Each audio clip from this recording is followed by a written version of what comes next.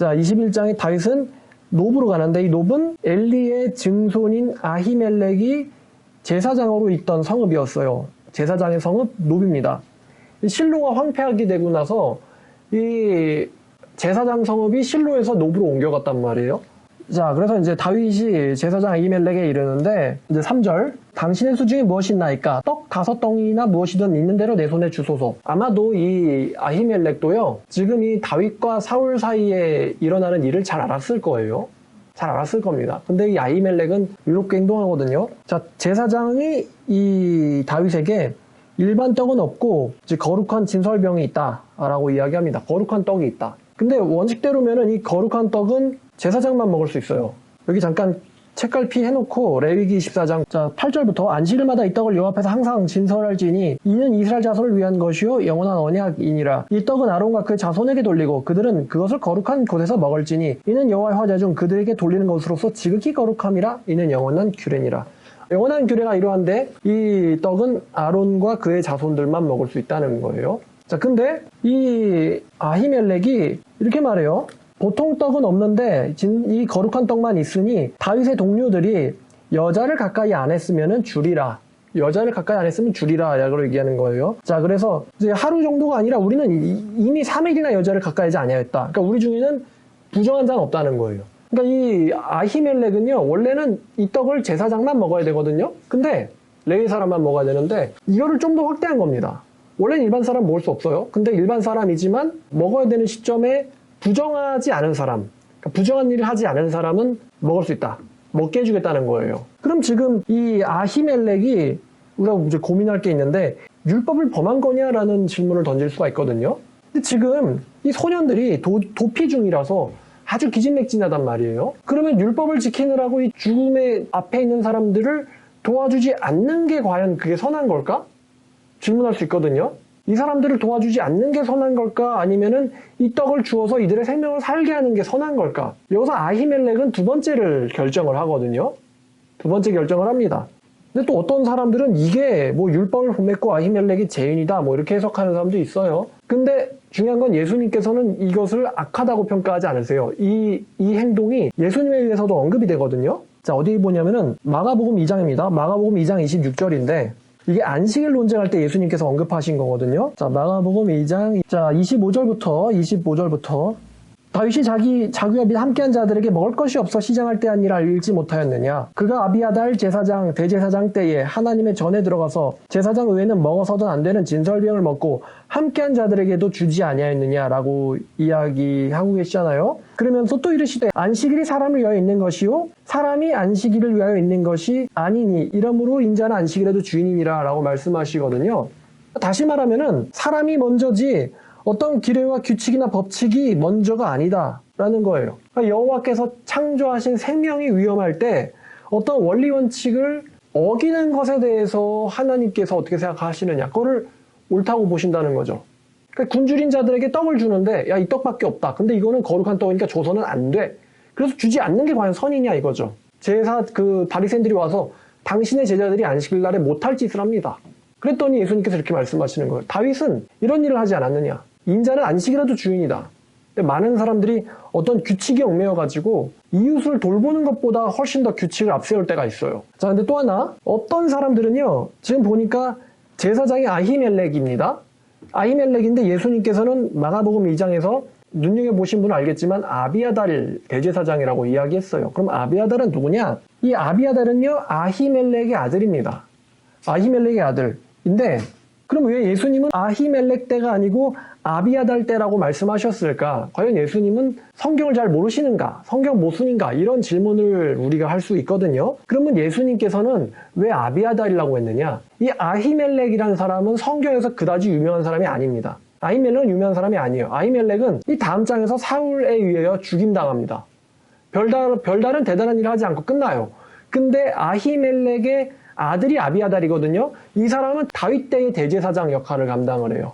그래서 이 다윗과 또 아비아달, 이 사람은 콤비는 굉장히 유명하단 말이에요. 그러니까 지금 거의 예수님 때로부터 1000년도 이전 이야기인데 예수님께서 1000년 지난 이 자손, 이스라엘 자손들에게 이 말을 설명하실 때에 제사장 아히멜렉이라고 하는 것보다 제사장 아비아달이라고 하는 것이 그 당시에 이 말씀을 들었을 때에 이해가 더 잘 되는 거예요, 이 사람들에게. 그래서 아히멜렉의 아들 아비아달이 대제사장 때라고 말씀하신 것입니다. 그러니까 다윗 때에 이 사람이 또 대제사장이 되거든요. 그러니까 사실상 대제사장이 되기로 또 정해져 있었기 때문에 대제사장 아비아달 때라고 말씀했다고 해서 이거 틀렸다라고 이야기하기 어렵다는 거죠. 그러니까 우리도 가끔 뭔가 설명할 때에 이게 지나치게 자세한 부분이에요. 그럼 우리가 어떤 부분을 생략하고 그들이 이해할 수 있는 수준에서 뭔가를 이렇게 간략하게 설명할 때가 있어요. 너무 자세하게 설명하면은 이게 대화의 본질인 의사소통이 안 되는 일이 발생하거든요. 한마디로 어려우면 정신줄 논다는 거죠. 그래서 예수님께서 청중들을 초점해서 아비아달이라는 다윗 때의 유명한 대제사장 이름을 언급하신 거예요. 그런데 이제 실제로는 아히멜렉 때에 일어난 일입니다. 자, 그래가지고 이 진설병을 내주는데 이때 사울의 신하 중에 한 명인 이 도액이라는 사람이 7절에 보니까 있어요. 이 자는 사울의 목자장이었습니다. 자, 다윗이 아히멜렉에 이르되 여기 어떤 창이나 무기 없습니까? 왕의 일이 급함으로 내가 칼과 무기를 가지지 못했습니다. 그래서 제사장이 이 블레셋 사람의 무기 이제 골리앗의 칼이 에봇대에 있으니 이것을 가져가라. 그래가지고 다윗이 이 블레셋 사람 골리앗의 칼을 가져갑니다. 자, 10절 다윗이 사울을 두려워하여 일어나 도망하여 가드와 아기스에게로 가니 여기에 지금 도액이 있었다고 했거든요. 자, 7절 도액이 있었는데 물론 다윗은 이 궁정일에 빠삭하단 말이에요. 그러니까 도액 쟤는 내 사람이 아니야. 그러니까 도망을 가야 된다라고 느꼈던 거예요. 도망을 갑니다. 자, 그래서 어디로 가냐면은 너무 도망갈 데가 없는 거예요. 가드는 블레셋의 5도시 중 하나거든요. 가드왕 아기스에게로 가니 그러니까 이 블레셋 사람을 죽인 다윗 근데 그 블레셋의 성읍으로 너무 급하니까 도망을 간 거예요. 아기스로 갔는데 아기스의 신하들이 이렇게 말합니다. 이 사람은 그 땅의 왕 아닙니까? 아직 왕은 아니에요. 근데 실질적으로 그 땅에서 왕처럼 여겨지는 사람이죠. 그 땅의 왕 아닙니까? 왕 다윗이 아닙니까? 이 사람을 가지고 이스라엘 사람들도 사울이 죽인 자는 천천히고 다윗은 만만이라고 말하는 사람 아닙니까? 이 말을 다윗이 듣고는 가드 왕 블레셋 사람의 왕 아기스가 자기를 죽일까봐 심히 두려워하여 미친 채를 해요. 미친 채. 자, 그들 앞에서 그 행동을 변하여 미친 채하고 대문짝에 극적거리며 침을 수렴해 흘림해 아기스가 신에게 이르되 너희도 보거니와 이자는 미치광이로다. 그러니까 좀 싸움이라도 잘하면은 내 부하로 쓰든가 아니면은 죽이려고 했는데 이 사람은 죽일 필요도 없는 미치광이구나. 미쳤구만. 어찌하여 그를 내게로 데려왔느냐? 내게 미치광이가 부족해서 이자를 데려온 거냐? 이자를 빨리 내 집에 나가게 해라. 그래가지고 아기스에게 피신할까 했는데 그 아기스의 신하들이 다윗을 알아보고는 경계를 하는 거예요. 그러니까 아기스에게서 도망을 가야 되죠. 그거 도망가려고 미친 채를 한 거예요. 그래서 가드에는 못 있겠구나. 도망을 갑니다. 불쌍하죠. 이렇게까지 해서라도 살아남아야 하는 이 다윗을 한번 상상해보세요. 자, 다윗이 그곳을 떠나 아둘람 굴로 도망하며 그의 형제와 아버지의 온 집이 듣고 그리로 내려가서 그에게 이르렀고 그러니까 이 사울이 제정신이 아니에요, 이제. 그러니까 2세에 남은 가족들도 위험하죠.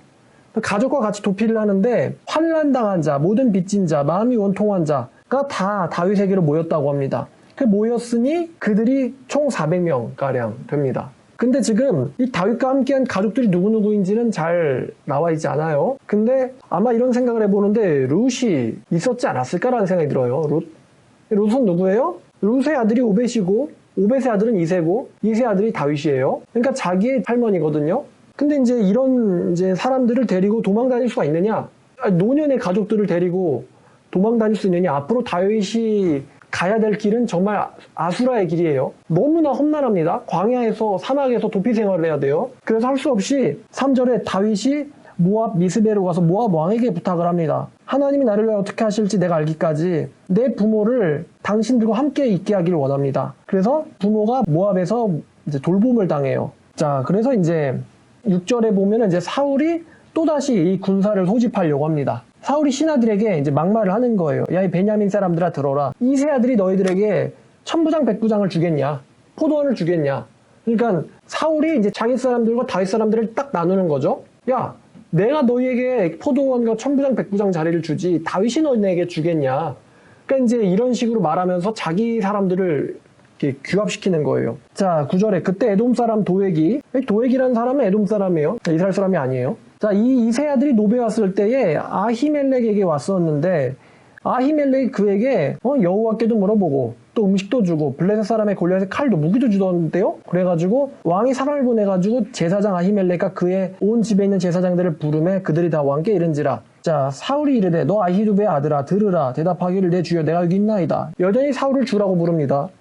근데 네가 그에게 떡과 칼을 주고 하나님께 물어서 그가 오늘이라도 나를 치게 매복시킨 놈이냐? 이렇게 물어봐요. 그러자 아히멜렉이 왕의 모든 신하 중에 다윗까지 충직한 자가 누구며 그는 왕의 사위면서 왕의 호위대장이면서 왕실에서도 존귀한 자 아닙니까? 내가 그래서 물은 것이 처음입니까? 아닙니다. 원컨대 왕은 종과 종의 아비의 온 집에 아무것도 돌리지 마세요. 왕의 종은 이 모든 크고 작은 일들에 관하여는 이 한마디로 권력 다툼에 대해서는 아는 게 없습니다.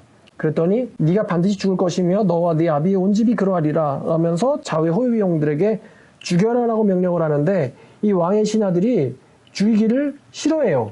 벤야민 사람들은 죽이기를 싫어합니다. 그러자 도액에게, 이 도액은 에돔 놈이죠. 그러니까 이제 율법 따위 이렇게 생각하는 거죠. 너는 죽여라 그랬더니 에돔 사람 도액이 돌아가서 제사장들을 쳐서 세마포 에봇 입은 자 85명을 죽였고 또 제사장들의 성읍 노베 남녀와 아이들과 젖먹는 자들과 소와 나귀와 양을 칼로 쳤더라. 그래서 이 중에 한 명인 아비아달, 아히멜렉의 아들 중 하나가 피하였으니 그 이름은 아비아달이라. 그가 도망하여 다윗에게로 가서 사울이 여호와의 제사장 죽인 일을 다윗에게 알림해 다윗이 아비아달에게 이르되 그날 에돔 사람 도액이 거기 있기로 그가 반드시 사울에게 말할 줄 내가 알았노라. 네 아버지의 집이 모든 사람이 죽은 것이 내 탓이로다. 두려워하지 말고 내게 있으라. 네 생명을 찾는 자가 내 생명도 찾는 자니 나와 함께 있으면 너는 안전하리라. 자, 여기까지 오늘 말씀 전해드리도록 하겠습니다. 자, 보니까 지금 사울이 점점점이 아니죠, 사실. 완전히 복수에 눈이 돌아버렸습니다. 다윗을 직접 죽이려고 하더니 이번에는 자기 아들을 죽이려고 하고 아들에게 엄청난 저주의 퍼붓습니다. 그리고 결정적으로 이 사람이 선을 넘은 게 바로 드디어 이제 살인이 일어난 거죠. 사울 왕이 제사장들을 죽인 거예요. 그냥 사람을 죽여도 무지한 피를 흘린 것인데 하나님의 지금 보면은 네가 여호와께 물었냐? 라는 거는 그 사람이 여호와의 말씀을 맡았다라는 거잖아요. 여호와의 말씀을 맡았다라는 걸 사울이 알고 있으면서 죽인 거예요. 그러니까 여호와의 제사장을 죽인 거죠. 알고도 죽인 거예요. 이거는 도저히 이제 용서받지 못할, 한마디로 루비콘 강을 건넜죠. 더 이상 돌아갈 수 없다는 것입니다. 자, 여기서 이제 우리가 적용을 해야 되는데 우리가 이 말씀을 봤을 때 처음으로 느끼는 것이 뭐냐면 하나님의 주권이라는 개념입니다. 하나님께서요, 사울에게 말씀을 하나 줬어요. 그게 뭐냐면은 자, 사무엘상 15장으로 가면 사무엘상 15장 3번인데 3번에 걸쳐서 23절 자, 여호와께서 왕을 버려 왕이 되지 못하게 하셨나이다. 또 26절 여호와께서 왕을 버려 이스라엘 왕이 되지 못하게 하셨나이다. 또 28절 사무엘이 그에게 이르되 오늘 이스라엘 나라를 왕에게 떼어 왕보다 나은 왕의 이웃에게 주셨나이다. 이렇게 당신의 나라를 당신의 이웃에게 주었다. 지금 이걸 3번 이야기하고 있죠. 그러면 하나님의 말씀이 이렇게 내려졌다. 이미 내려졌어요. 내려졌다. 과거형을 쓰고 있죠. 내려졌고 이제 그것이 성취되는 일만 남았습니다. 그럼 하늘에선 결정이 이미 떨어진 거예요. 우리가 이런 개념을 요한계시록에서도 볼 수 있는데 이미 하나님은 말씀을 떨어뜨렸어요. 그럼 그 내려진 하사되신 말씀이 과연 성취될 것인가? 아니면 떨어질 것인가? 말씀이 하나님의 뜻이 계획이 좌절되고 실패할 것인가? 입니다. 이 당시엔 지금 사울이 그 나은 이웃이 누구냐를 몰라요. 마치 우리가 지금 적그리스도가 누구며 또 적그리스도의 그 나라는 어느 나라인가를 모르듯이 알면 가서 죽이지. 그죠? 미리 멸망시키지. 마찬가지로 지금 사울은 이 당시 15장에서는 그의 이웃이 누구지? 하나님이 내 나라를 떼서 준다고 했던 그 내 나라를 받게 될 이웃이 누구야? 내 자식은 아닌데. 좀 모르고 있었단 말이에요. 근데 점점점 윤곽이 드러났으니 그게 바로 골리앗을 죽인 다윗이었단 말이죠. 다윗이라는 것을 사울이 정확하게 이제 압니다. 다윗이 왕이 될 것을 정확하게 알아요, 사울이. 자, 그러면 하나님의 말씀이 성취되느냐 아니면은 하나님의 말씀이 실패하느냐, 이게 바로 하나님의 주권이거든요. 지금 사울은 하나님의 계획을 알고 있어요, 다윗이라는 걸. 그래서 하나님의 말씀을 실패시키기 위해서 수단과 방법을 가리지 않는 상태로 들어갑니다. 여호와의 제사장이라도 죽이고 심지어 자기 아들이라도 죽입니다. 다윗을 돕는 자는 그 누구도 죽이려고 해요. 그 누구도. 다윗이 죽으면 하나님이 실패하는 것이고 다윗이 살면은 하나님의 말씀이 성취되는 것이죠. 그러니까 여호와의 말씀을 떨어뜨리기 위한 이 사울의 몸부림이 시작되는 겁니다. 그럼 우리가 이 사무엘상을 읽으면서 하나님의 말씀이 떨어졌다, 그러니까 이제 떨어졌다는 건 하나님의 말씀을 이미 명하셨다라는 걸 우리가 보고 이 말씀을 읽을 때 하나님의 말씀이 성취되는지 아니면 인간에 의해서 하나님의 말씀이 좌절되는지를 우리가 놓고는 읽어보면 하나님께서는 사울을 죽이지 않고도 그냥 그 천국에서 손가락 하나로 죽일 수 있겠죠. 근데 죽이지 않고도, 아니면 다윗을 천국으로 데려가서 사울이 죽을 때까지 잠깐 동안 머물게 할 수도 있겠죠. 천국으로 데려가면 되니까. 근데 하나님께서는 이 사울을 제약하지 아니시면서도, 그러니까 사울은 사고 활동과 육체 활동에 있어서 자기 마음대로 하고 있어요. 그죠? 마음대로 하고 있으면서도 어떻게 하나님의 말씀이 결국에는 성취되고야 마는가를 우리가 지금 보게 됩니다. 한 나라의 왕의 권력을 가지고서도 하나님의 말씀이 성취되는 것을 어길 수가 없다. 막을 수가 없다는 거예요. 하나님의 주권을 봐요.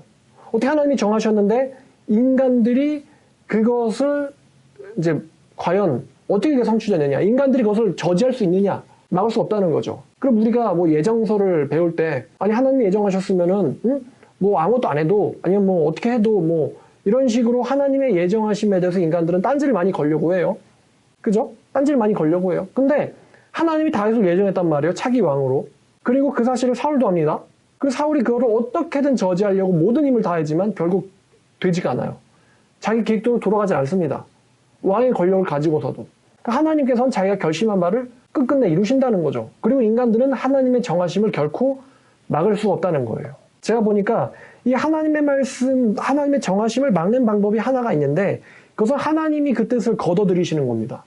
이분이야말로 진짜 왕이니까. 그럼 거둬들이시려는 방법이 뭐냐면은 하나님께 참으로 회개하는 거예요. 하나님께 참으로 회개하는 겁니다. 하나님이 명을 하셨으니 하나님께서 거둬들이시게 해야 되거든요. 근데 이제 사울이 그렇게 하진 않죠.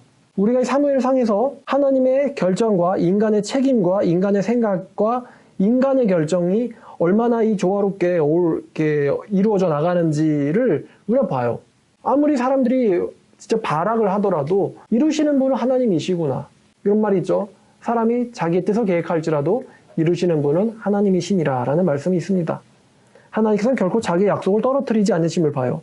자, 그리고 두 번째 주제가 뭐냐면은 이 이기적으로 말씀을 듣는 인간들이라는 거예요. 이기적으로 하나님의 말씀을 듣는 인간들. 사울이 뭐냐면은 사울이 하나님의 말씀을 너무 잘 알아요. 자기에게서 하나님의 복이 떠나서 다윗에게 그렇게 넘어갔다. 당신의 나라를 이웃에게 줬습니다라는 말씀을 너무나도 잘 믿고 있습니다. 근데 우리가요 고민해 봐야 돼요. 뭐냐면은 사울이 사실 하나님에게 선을 넘었을 때가 있었고 하나님은 분명 경고했어요. 15장 간번에 일어난 사건이 아닙니다. 하나님이 경고했단 말이에요. 근데 사울이 하나님이 웃으면서 말씀하실 때는 그의 말씀을 안 들었어요. 그러면서 하나님께서 진노의 말씀을 내리시니까 그때는 그 말씀을 누구보다도 잘 믿습니다. 그래서 그것을 좌절시키기 위해서 자기 평생을 소비하거든요. 자, 인간은 말이죠. 이 사울이 사무엘상 15장 23, 26, 28절 말씀을 너무나 잘 외우고 믿었던 것처럼 인간들이 하나님의 말씀을 이기적으로 듣는다는 거예요. 그래서 하나님께서 웃으시면서 또 하나님께서 우리에게 반드시 해야 할, 우리가 반드시 해야 될 그런 말씀을 듣지 않습니다. 그러니까 자기가 상태 좋을 때 하나님의 말씀을 듣지 않아요. 그런데 자기에게 손해가 일어날 때에 그때의 말씀만 기억하고는 그것을 지키려 한다는 거죠. 반대로 지키려고 한다는 거예요. 그래서 인간들이 말이죠. 하나님의 말씀은 안 듣고 자기에게 뭔가 일어나면 열심히 점을 보러 다니는 이상한 기이한 행동들을 많이 합니다.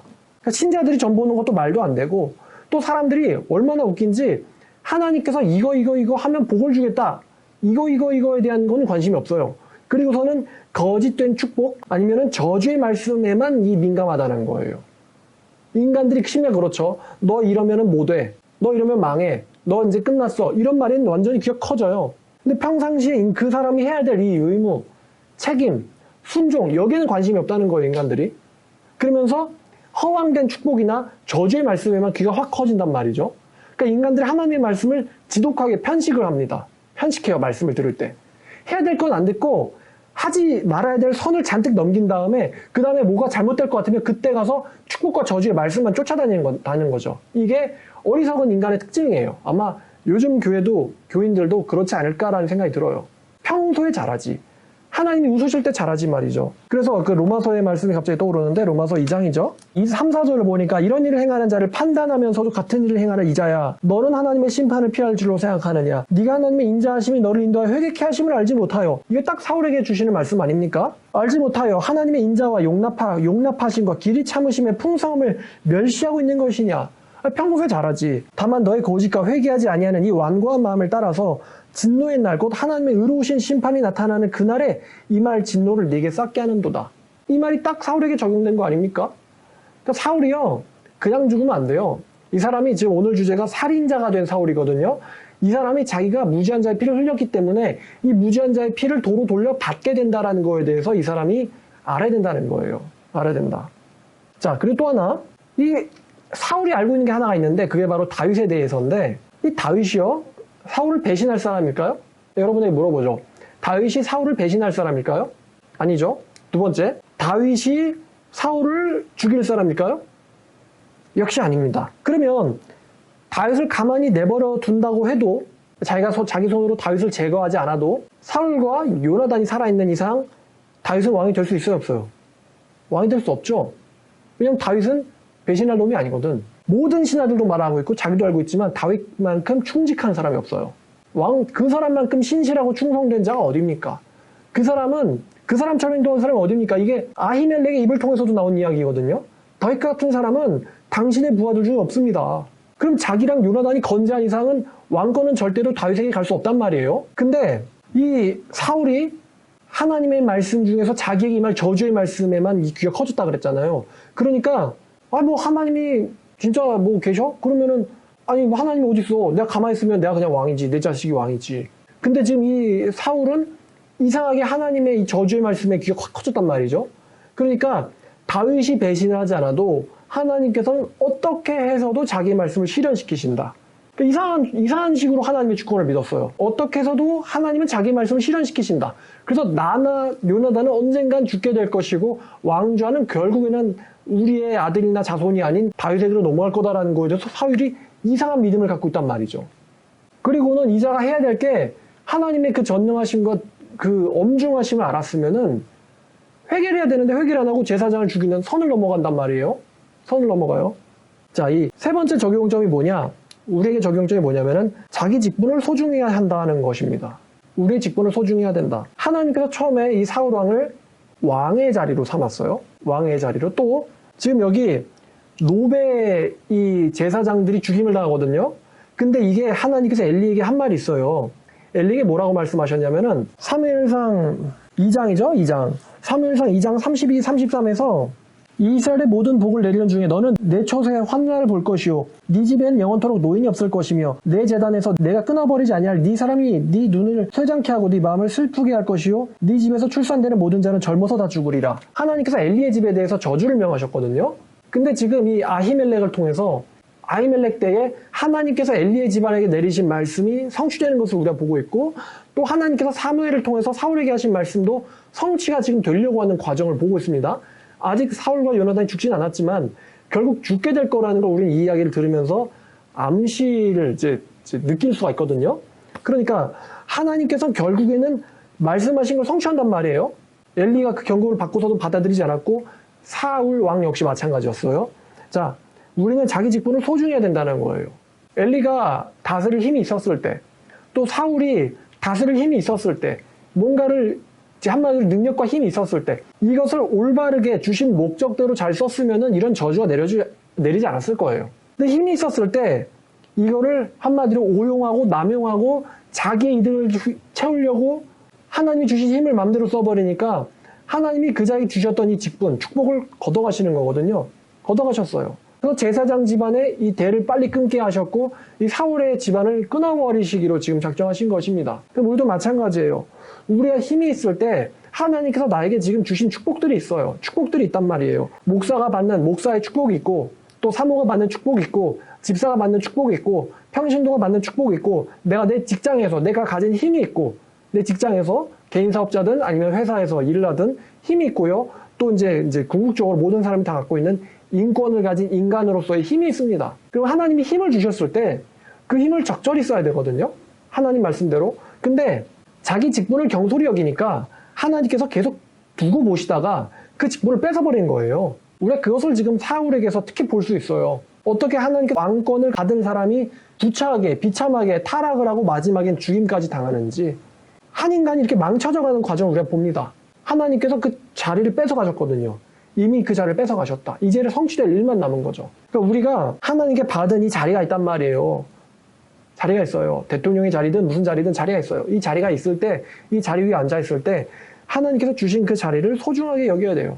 성실해야 된다는 이야기예요. 성실해야 된다. 성실하지 않으면 하나님께서 사울에게 약속하신 것처럼 당신보다 더 나은 당신의 이웃에게 그것을 주실 거다. 이 말씀은 개인에게도 성취될 수가 있고 기업에게서도 성취가 될 수 있습니다. 기업에게서도. 우리는 어떤 기업들이 갑자기 허망하게 망하는 걸 봅니다. 합병당한다든가 아니면 나라에게서도 볼 수 있습니다. 어떤 가문에게서도 볼 수 있어요. 그러니까 평소 힘이 있을 때 하나님을 경외하자는 것입니다. 자기 직분을 소중히 해야 된다. 자, 이렇게 세 가지 적용, 하나님의 주권, 그리고 이기적으로 말씀을 편식한 인간들, 그리고 나의 이 위치를 소중히 여기자. 성실하게 하나님 앞에서 임하자, 일하자라는 것입니다. 성경 연구할 수 있을 때 열심히 연구하고 열심히 하나님께 돈을 벌 수 있고 일할 수 있고 또 헌금도 할 수 있고 이웃에게 돌볼 수 있을 때 힘이 있을 때 잘하자는 거예요. 하나님 앞에서. 잘못하면 하나님께서 가져가신다는 겁니다. 저도 그 두려움이 있단 말이죠. 하나님 말씀 연구할 때 이 말씀을 하나님께서 내려주시는데 정말 은혜롭다. 은혜를 받아요. 근데 만약에 갑자기 어느 날 하나님 말씀을 접하는데 내게 은혜가 안 돼. 목사가 말씀을 전하는데 말씀을 연구하는데 은혜가 안 돼. 그럼 어떻게 설교를 하겠습니까? 하나님의 능력이 떠난 거죠. 그러니까 하나님을 항상 두려워하면서 내가 이렇게 말씀을 가르칠 수 있고 전할 수 있을 때 감사하면서 해야 되겠구나. 여러분도 마찬가지예요. 일하실 때 감사하면서 일하세요. 불평하지 말고. 또 최선을 다하세요. 대충 하지 말고. 안 그랬다가는 하나님께서 가져가신다는 거죠. 자, 오늘 말씀 여기까지입니다. 다음 시간에도 이 독해진 매운맛 사울을 계속 한번 보겠습니다. 자, 기도하겠습니다. 하나님 아버지 감사합니다. 오늘도 우리에게 이렇게 사울 왕을 통해서 놀라우신 하나님의 계획과 스토리, 하나님의 주권에 대해서 알게 하심에 주님 감사드립니다. 아버지, 아직 우리에게 힘이 있습니다. 자연을 돌볼 수 있고 우리 자신을 돌볼 수 있고 이웃을 도울 수 있습니다. 아버지, 힘이 있을 때 최선을 다해서 성실하게 살아가는 저희 모든 성도들을 되게 하여 주시옵소서. 감사드리며 예수님의 이름으로 기도드렸습니다. 아멘.